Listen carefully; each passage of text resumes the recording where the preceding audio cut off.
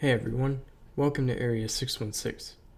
I finished off last week with everything we know so far about the Han Solo Star Wars movie, but there is one other everything we know so far that I've been wanting to do for a while, Spider-Man Homecoming. And with the trailer finally out, I now have a lot more to talk about.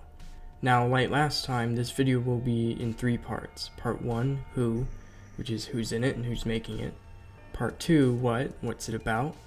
Part 3, when it's coming out and when it's actually set. With that said, we've got a lot of ground to cover, so let's get started. The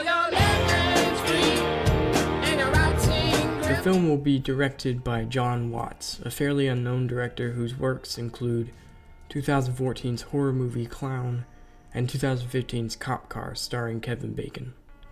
Marvel does have a history of hiring relatively unknown directors to helm their projects, so this isn't completely out of the norm for them.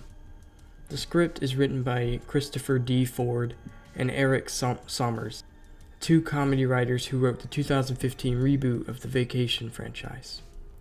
The score will be made by Michael Giacchino, who has extensive work. He worked on Rogue One, A Star Wars Story, Doctor Strange, Star Trek Beyond, Jurassic World, several Pixar films including Zootopia, The Incredibles, Up, and Inside Out, as well as Mission Impossible 3 and 4, Super 8, Dawn of the Planet of the Apes, and the upcoming War for the Planet of the Apes. He is highly praised for his work and has been growing in popularity as of late, especially with Marvel and Star Wars. Now, as for who's in it, the cast is rather extensive, so I'm going to try and move through it as quickly as I can. Spider-Man himself will be played by Tom Holland, and Aunt May by Marissa Tomei. Robert Downey Jr. will reprise his role as Tony Stark, Iron Man, in the movie. Other than that, Jacob Tolan plays Ned Leeds, Peter's best friend, and Laura Harrier is set to play Liz Allen, Peter's crush. Peter will also have quite a bit of classmates in the movie, so let's go through them.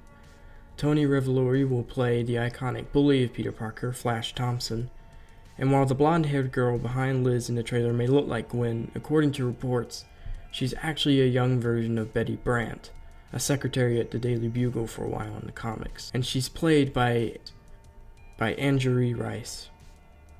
Zendaya is playing Michelle, and apparently Tiffany Espenson is playing a girl named Cindy, and it seems likely that she's Cindy Moon, a relatively new superhero codenamed Silk. The rest of his classmates haven't been confirmed yet, but they're played by J.J. Toda, Abraham Atta, and Michael Bree.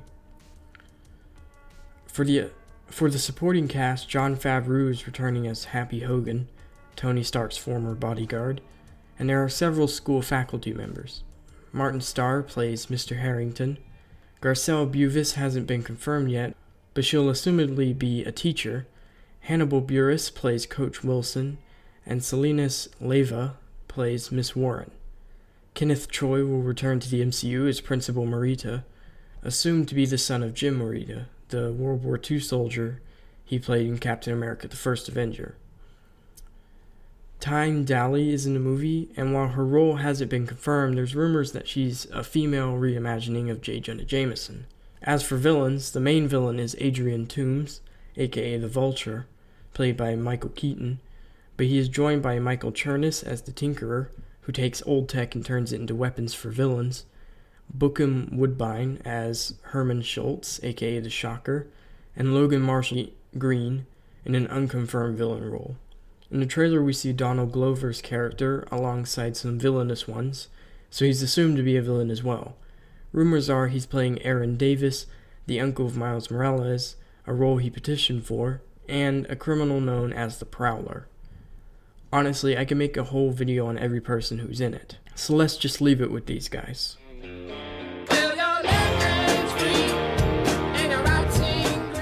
Based on what's been said, the story will follow Peter Parker as he returns home after his role in Civil War, and struggles with returning to normal, everyday life at school, where he's constantly bullied.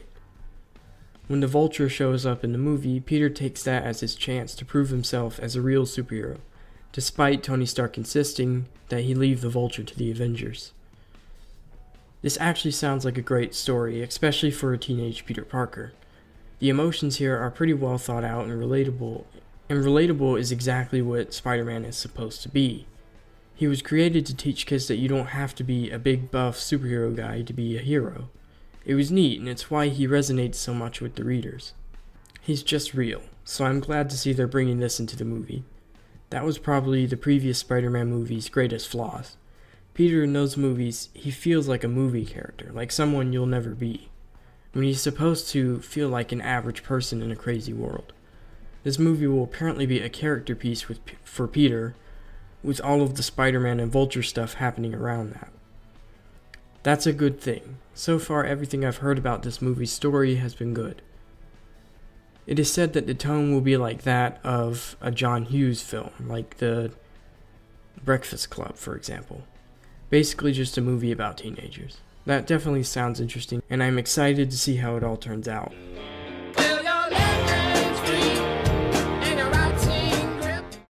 Spider-Man Homecoming is coming out on July 7th, 2017. As for when it's actually set, we know that parts of it is set right after Civil War, due to Tony still having a black eye when he's talking to Peter in the car. A black eye he received from the Winter Soldier. However, with that said, I think it's safe to assume that the movie itself will take place a couple of months after Civil War. Maybe 6 or so months. That'd be a safe bet, as that's also when Guardians of the Galaxy Volume 2 is set, 6 months after the first film. Finally, even though the movie isn't even out yet, Marvel and Sony have officially set the release for an untitled sequel. Spider-Man Homecoming 2 will hit theaters on July 5th, 2019. Not very long at all after Homecoming. It will premiere right after the 4th Avengers movie, so there is a debate over whether Spider-Man 2 will end Phase 3 or start Phase 4. Though I'm thinking it will most likely be the start of Phase 4. But that's pretty much everything major we know about Spider-Man Homecoming. Let me know in the comments below if you guys are excited for this movie. Thanks for watching, and I'll see you all next time.